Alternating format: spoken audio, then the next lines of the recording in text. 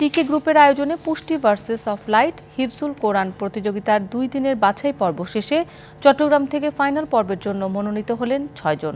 নগরীর আন্দরকিল্লা জামে মসজিদ ইসলামিক ফাউন্ডেশনের হল রুমে অনুষ্ঠিত হয় বাছাই পর্ব। কয়েক ধাপে বিচারকদের যাচাই বাছাই শেষে হাজারো প্রতিযোগী থেকে তাদের নির্বাচন করা হয়।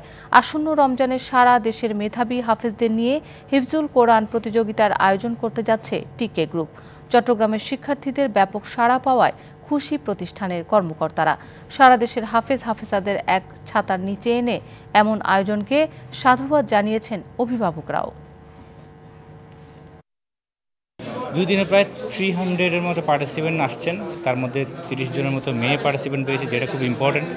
এবং এই 2 দিনে 300 জনের মধ্যে থেকে আমরা প্রথম দিন নিয়েছি 2 জন ছেলে এবং 2 জন মেয়ে, এবং আজকে সেকেন্ড দিন নিয়েছি 1 জন ছেলে এবং 1 জন মেয়ে। তারা সরাসরি আমাদের মূল পর্বে চলে যাবে ঢাকায় অডিশনে।